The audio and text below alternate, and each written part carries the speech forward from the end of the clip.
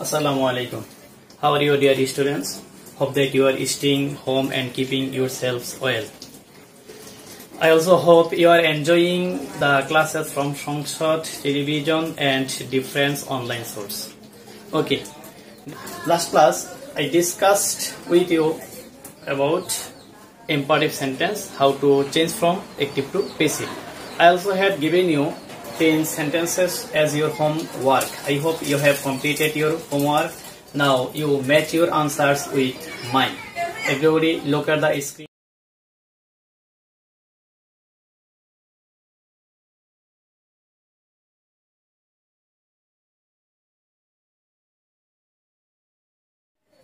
Okay.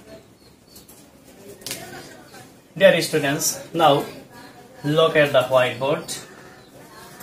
I have been pleased with you. Certainly this is passive voice.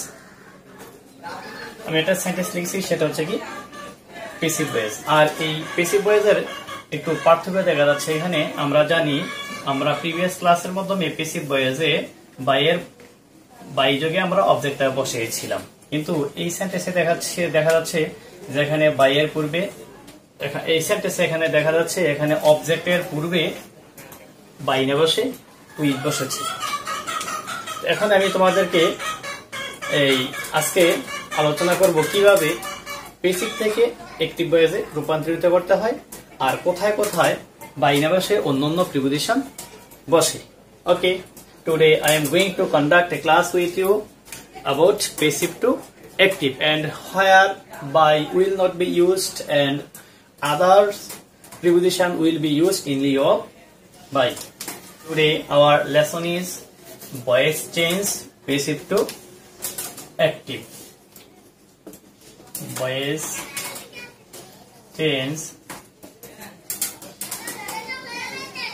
passive to active.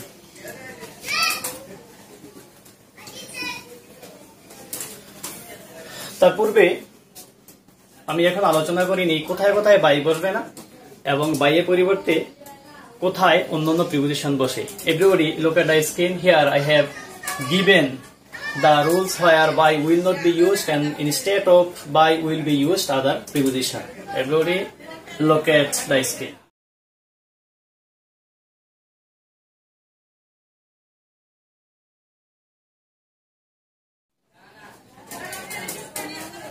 ওকে,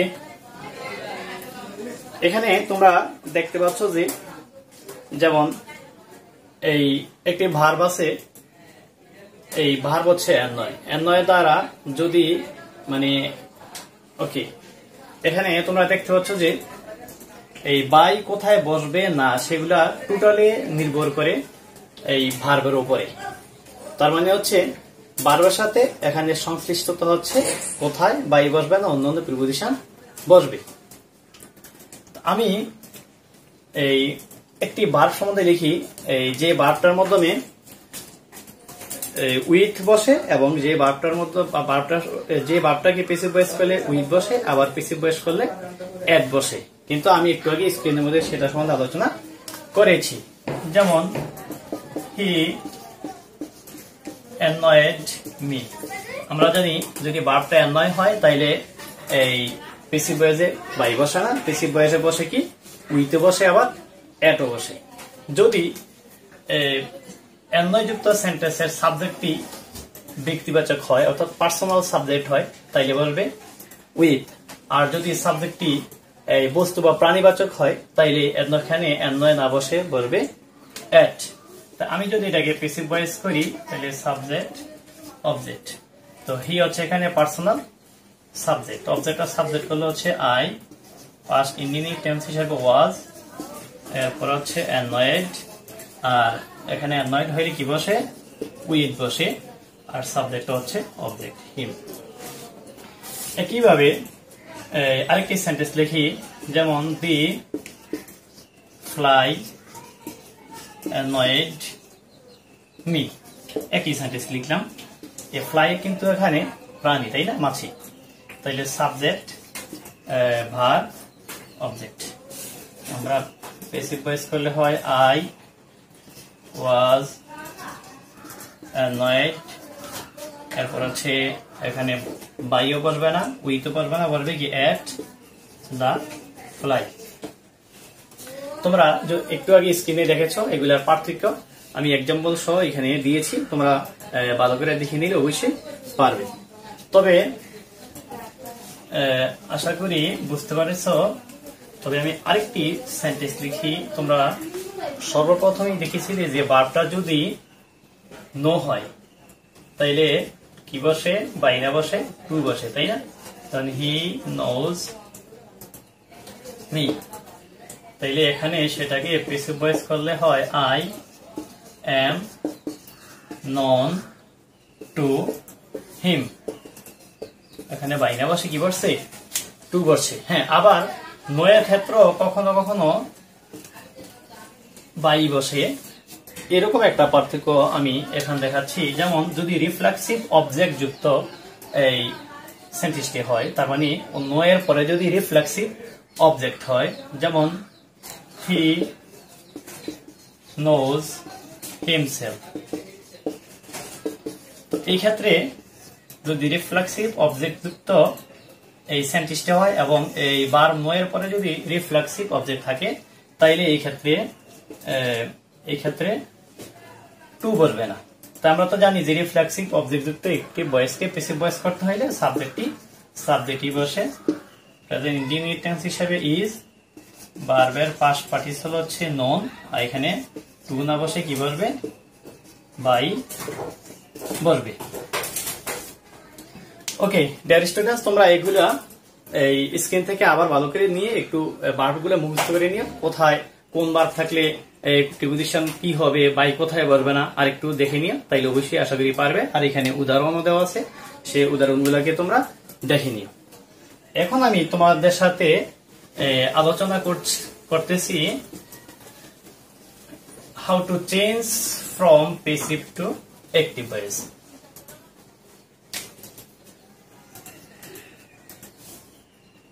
আমি আগে একটি উদাহরণ দিয়ে নেই। যেমন this song was sung by her, এটা একটা প্যাসিভ ভয়েস।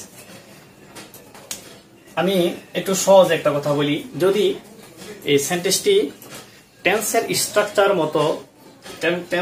স্ট্রাকচার অনুযায়ী দেখো, তাইলে তোমরা এটাকে ধরে নেবে অ্যাক্টিভ ভয়েস। আর যখন দেখবে যে সেন্টেন্সটি টেন্সের স্ট্রাকচারে মিলছে না, তখন তুমি ধরে নিবে সেটা হচ্ছে কি প্যাসিভ ভয়েস। আর আরেকটা হচ্ছে প্যাসিভ ভয়েসে সর্বদাই ভার্বের পাস্ট পার্টিসিপল হয়, অর্থাৎ প্রিন্সিপাল ভার্বটা প্রেজেন্ট ফর্মও হয় না, ওইটার সাথে আইএনজিও কখনো হয় না, সেটা সর্বদাই ভার্বের পাস্ট পার্টিসিপল হয়। আর বাই যুক্ত অবজেক্ট থাকতে পারে, আবার নাও থাকতে পারে। এখানে যদি এই বাই হার যদি না থাকে, তাইলে সেটাও passive voice. By plus object থাকা এখানে আবশ্যিক না প্যাসিভ ভয়েসের ক্ষেত্রে। যদি বাই থাকে তাইলে ওকে, আমরা সহজে অবজেক্টটাকে সাবজেক্ট করে নিব। আর যদি বাই না থাকে, তাইলে আমরা এখানে অবজেক্টটা এটা কল্পনা করে নিতে হবে। ওকে, এটা হচ্ছে পাস্ট কন্টিনিউয়াস টেন্সের প্যাসিভ ভয়েস। দেখো এখানে আছে ওয়াজ, ওয়াজের পরে ভার্বের পাস্ট পার্টিসিপল। যদি এই অ্যাক্টিভ ভয়েস হইতো, তাহলে ওয়াজ ওয়ারের পরে ভার্বের সাথে কি আইএনজি হইতো। আর এখানে দিস সং, সেটা তো অবশ্যই অবজেক্ট, আর অবজেক্ট দ্বারা সেন্টেন্সটি শুরু হইলে তাইলে সেটা বলা যায় কি প্যাসিভ ভয়েস। আবার এই স্ট্রাকচারের মতো হয় নাই, ভার্বের সর্বদা পাস্ট পার্টিসিপল, এও প্যাসিভ ভয়েস। তাইলে আমরা সেটাকে অ্যাক্টিভ ভয়েস করব। According to rule, how to change from active to passive, we also change from passive to active. এখন অ্যাক্টিভ থেকে প্যাসিভ ভয়েস করার জন্য at first we find out subject, verb and object, and to change from passive to active we have to find out subject, verb, object. এখানে আমরা বাইয়ের পরেরটা কি আছে, এখানে অবজেক্ট আছে, তাইলে অবজেক্টটা কি করব, আমরা সাবজেক্ট করে নিব। এখন অ্যাক্টিভ ভয়েস করলে অবজেক্টটা সাবজেক্ট যদি করি, তাইলে এখানে হারটা হচ্ছে কি সি, বাই এখানে বাদ যাবে, আর এই অক্সিলিয়ারি ভার্বটা এখানে বাদ যাবে। এটা পাস্ট কন্টিনিউয়াস টেন্সের প্যাসিভ ভয়েস। আর পাস্ট কন্টিনিউয়াস টেন্সে এটা পাস্ট ইনডেফিনিট টেন্সের প্যাসিভ ভয়েস। আমরা এখন একটি বেস করে পাস্ট ইনডিফিনিট টেন্সের স্ট্রাকচার অনুযায়ী সেন্টেন্সটাকে লিখতে হবে। তার মানে সাবজেক্ট প্লাস মূল ভার্বের পাস্ট ফর্ম। এখানে সাং এর পাস্ট ফর্ম হইছে কি স্যাং, তারপরে সাবজেক্টটি অবজেক্ট, বাস হয়ে গেল।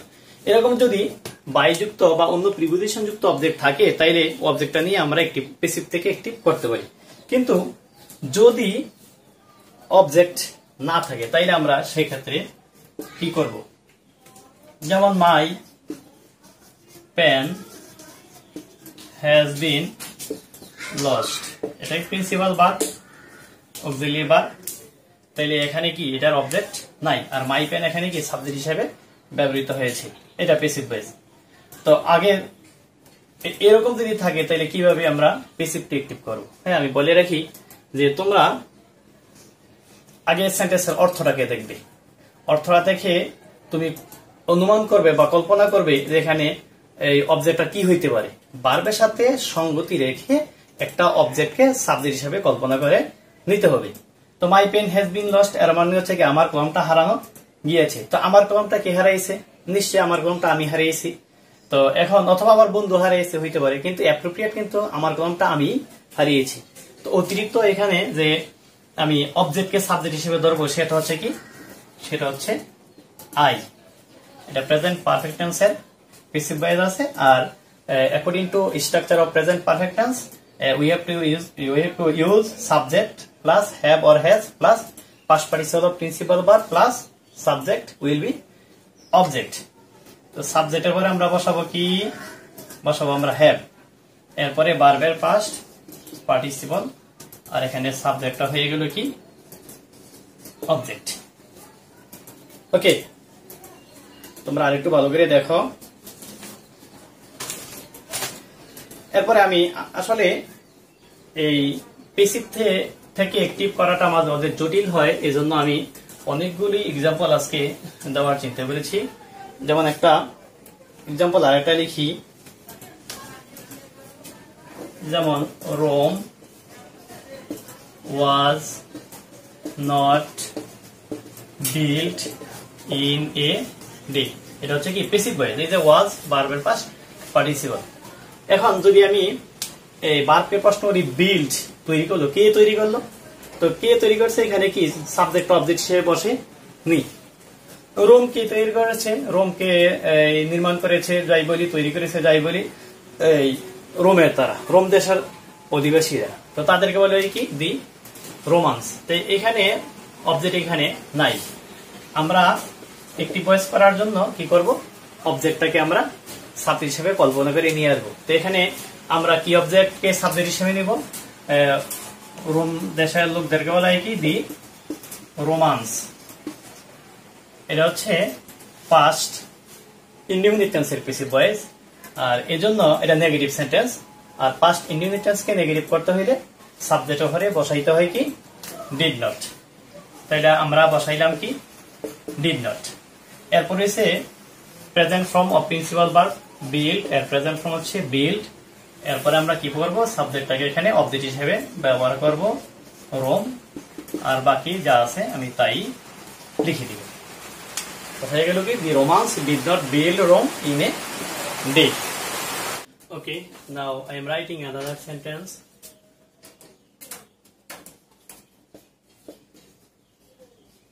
This school was established in 1930. How can we change it into active voice? Established. Who established? Maybe the government or any famous person. Okay.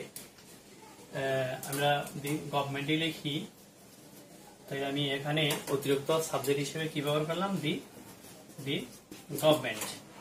This is past indefinite tense, and according to the structure of past indefinite tense will be subject plus past form of principal verb. Established, then subject, the school in 1930. Okay, I think you have understood well. Now I am giving you a sentence, you will try to change it.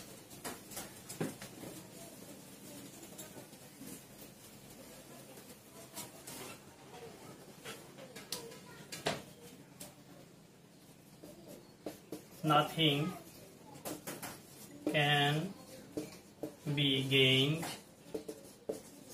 without labor.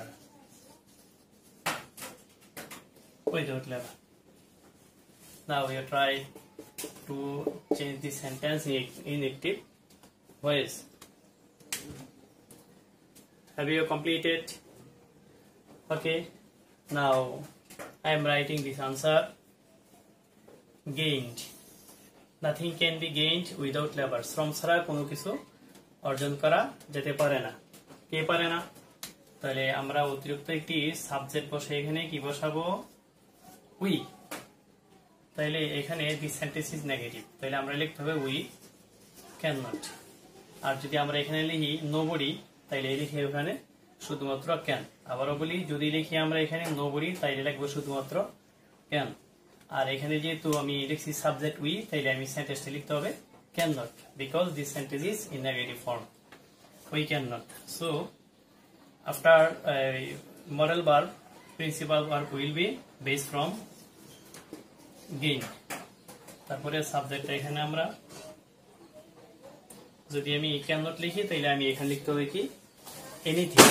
Okay, can not লেখার কারণে আমি এখানে লিখবো anything, এরপরে without labour. ওকে, অথবা আমরা যদি আমরা লিখি এখানে, যদি আমরা ক্যান নট না লিখে শুধুমাত্র ক্যান লিখতাম, তাইলে আমি এখানে লিখতাম কি নাথিং। কেমন? আবার যদি আমি এখানে এই নোবডি লিখতাম, তাইলে আবার এখানে লিখতাম কি আমি এনিথিং। তো অথবা আমি লিখতে পারি এখানে উই ক্যান, এরপরে হচ্ছে কি গেইন, সাবজেক্ট অবজেক্ট যদি আমি করি এখানে, তাইলে নাথিং, এরপরে without labor. Okay, I hope you have understood clearly. এখন আমি আরেকটি এই সেন্টেন্স নিয়ে আলোচনা করব, যেটা হচ্ছে এগুলা থেকে একটু ভিন্ন। সচরাচর আমরা কিছু সেন্টেন্স লিখে থাকি এইভাবে, এরকম যেমন he got admitted in class 7, অথবা he got married, অথবা হি গট অ্যারেস্টেড, এরকম আমরা কিছু সেন্টেন্স লিখে থাকি। তো তার মধ্যে আমি একটা সেন্টেন্স লিখি, যেমন হি গট অ্যারেস্টেড। আসলে এই গট হচ্ছে এখানে বি ভার্বের পরিবর্তে, অর্থাৎ ওয়াজ এর পরিবর্তে এখানে গট বসানো হয়েছে। তো এরকম সেন্টেন্স গুলাকে, মানে এরকম প্যাসিভ ভয়েসকে বলা হয় গেট প্যাসিভ। তার মানে হচ্ছে বি ভার্বের পরিবর্তে যদি গট দিয়ে সেন্টেন্সটাকে প্যাসিভ ভয়েস করা হয়, this type of sentence is called get passive. তাইলে আমি যদি এটাকে অ্যাক্টিভ করি, তাইলে আমি কি বসাবো? He got arrested. তাকে কে অ্যারেস্ট করছে? নিশ্চয়ই পুলিশ। তাইলে আমি এখানে লিখবো কি দি police. This is the passive form of past indefinite tense, so will be subject plus past form of principal verb arrested, then subject will be object. Okay, আমি আরেকটা সেন্টেন্স লিখতেছি এই গেট প্যাসিভ দিয়ে, কিন্তু সেটাকে প্যাসিভ ভয়েস করলে subject object এগুলা ধরে করা যাবে না, এটাকে করতে হবে সম্পূর্ণ according to the meaning of the sentence. যেমন হি got married, he got married। এই সেন্টেন্সটাকে আমরা আবার এইভাবে লিখতে হি ওয়াজ ম্যারিড, তাই না? আমি একটু আগে বলেছি যে এখানে গটটা হচ্ছে কি বি ভার্বের পরিবর্তে, মানে গেট প্যাসিভ। তো এখানে যদি আমি লিখি হি গট ম্যারিড, তাহলে তো অবজেক্ট এখান তো নেই, তো অবজেক্ট আমরা কি হিসাবে ধরে নিব? আচ্ছা, এটা তো বিয়ের ব্যাপার, তাই না? তো বিয়ে কে করে? ছেলে মেয়েটাকে বিয়ে করে, আবার মেয়ে ছেলেটাকে বিয়ে করে, তাই না? তাইলে এখানে দুইজন, তো দুইজনকে আমরা কি বলি, আমরা দে বলি, প্রনাউন হচ্ছে দে। যদি আমরা অতিরিক্ত এখানে সাবজেক্ট নেই তাহলে আমরা কি লিখতে হবে, দে। যেটা পাস্ট ইনডিফিনিট, পাস্ট ইনডিফিনিটেন্সের মূল ভার্বের ফার্স্ট ফর্ম হবে কি, মেরিড। আমি এখানে হিম দিতে পারবো না, আমরা এখানে লিখবো ইচ আদার, ইচ আদার। দে মেরিড ইচ আদার, মানে তারা একে অপরকে বিয়ে করলো, মানে ছেলেটা বিয়ে করলো মেয়েটাকে আর মেয়েটা বিয়ে করলো কি ছেলেটাকে। এই জন্য এটাকে according to the meaning of the sentence we have to change from passive to active. Okay, I hope you have understood well about get passive. এখন আমি তোমাদেরকে এই get passive থেকে একটা সেন্টেন্স দিব, সেটা তোমরা চেষ্টা করবে করার জন্য। সবাই খাতার মধ্যে লিখো। যেমন he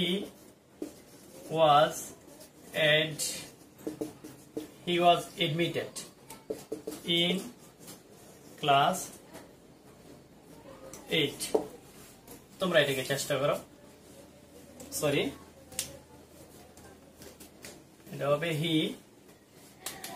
গট এডমিটেড। আমি একটু ওয়াজ দেখছিলাম, ওইটাও শুদ্ধ। আবার আমি যেহেতু গেট পেসিভ পড়াচ্ছি, এই জন্য আমি এখানে এই ওয়াজের পরিবর্তে আমি গট লিখে দিলাম।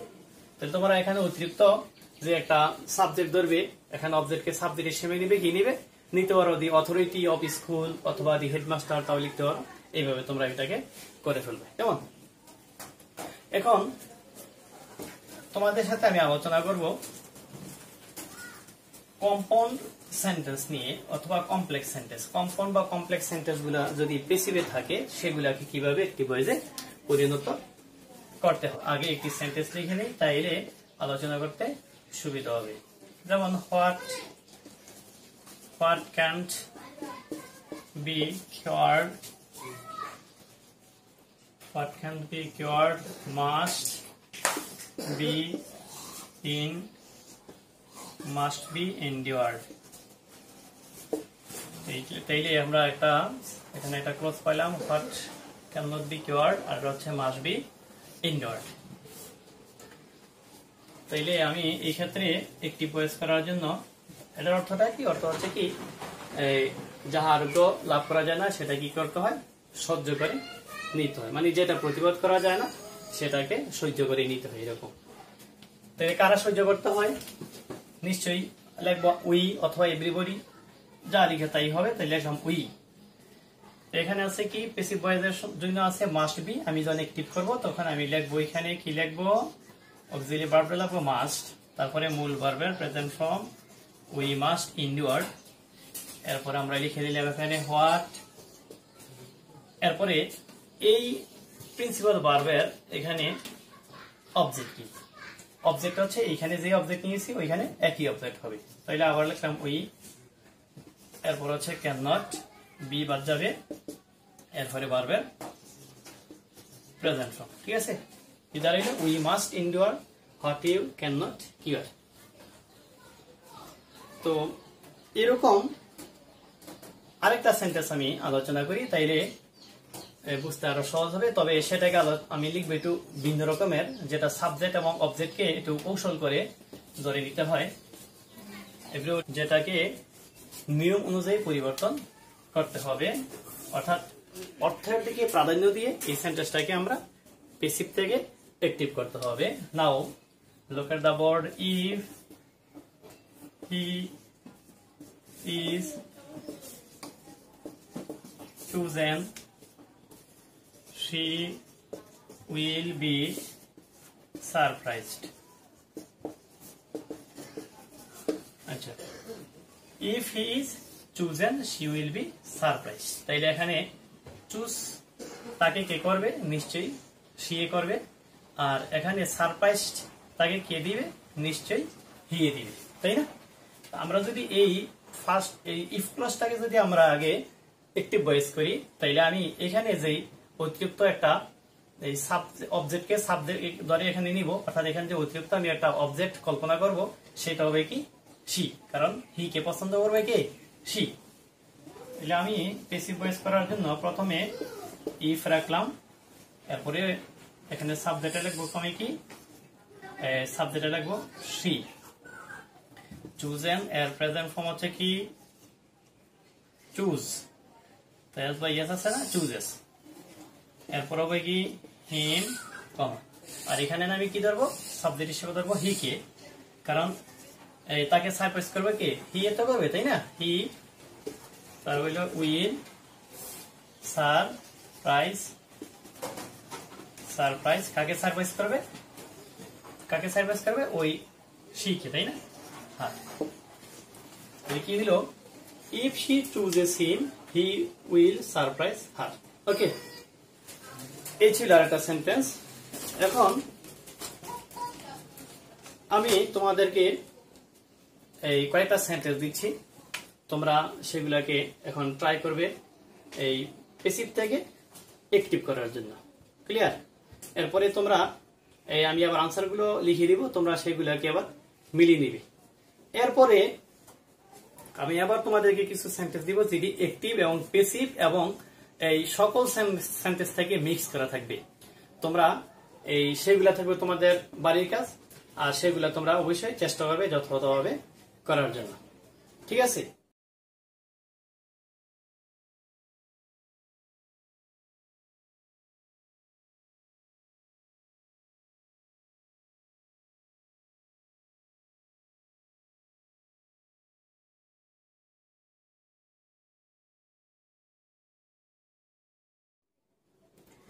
পরিশেষে তোমাদের সাথে কথা হচ্ছে, সংসদ টিভিতে রুটিন মাফিক তোমরা ক্লাসগুলোকে উপভোগ করবে।